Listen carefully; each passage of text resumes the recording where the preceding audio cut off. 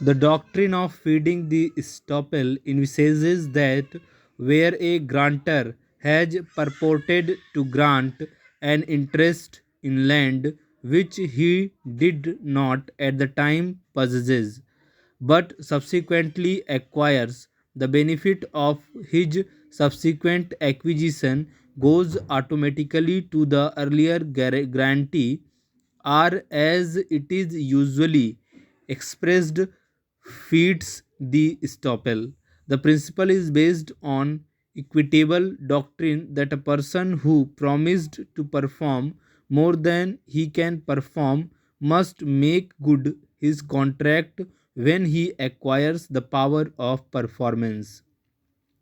The difference between the ambit of sections 41 and 43 of the Act is apparent. Whereas section 41 provides that a transfer by an ostensible owner cannot be avoided on the ground that the transferor was not authorized, therefore subject to the condition that the transferee should take reasonable care to ascertain that the transferor had power to make the transfer and to act in good faith before a benefit thereof is claimed by him. Section 43, on the other hand, enables the transferee to whom a transferor has made a fraudulent or erroneous representation to lay hold at his opinion of any interest which the transferor may subsequently acquire in the property unless the right of any subsequent purchaser for value without notice is in effect. Full stop para.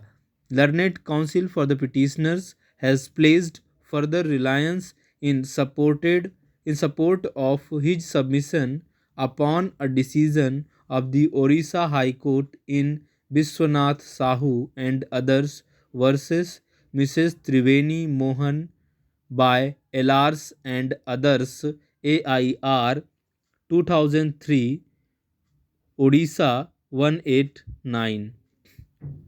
It has been held in paragraph 10 of the report in Biswanath Sahu and others Supra thus.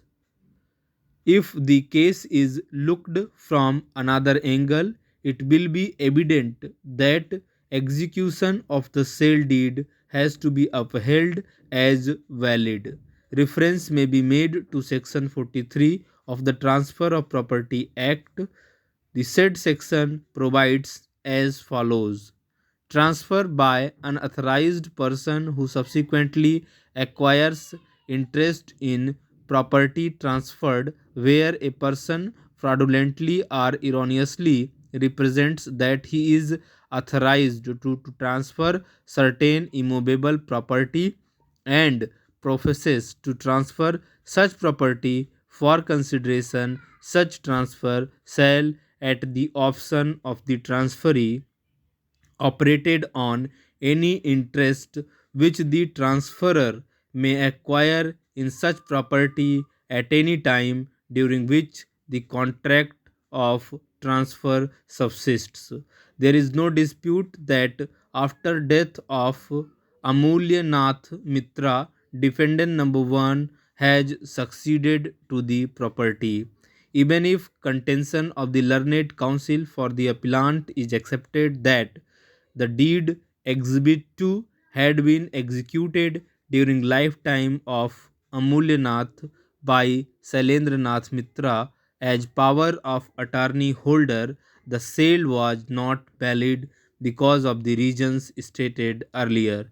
The property having developed on defendant number 3 after death of Amulya Mitra, the provision contained in section 43 of the Transfer of Property Act comes into operation, and therefore such sale is not only valid but also binding on defendant number 3. Sri Bhola Nath Yadav, learned counsel for respondents numbers 3/1 to 3/3, has refuted the contention of the learned counsel for the petitioners on his score. He submits that fair and square, the principle embodied in Section 43 of the Transfer of Property Act, are the principle of feeding the stopple, is not at all attracted to the facts of this case. In the submission of Sri Bhola Nath, the above facts have been narrated.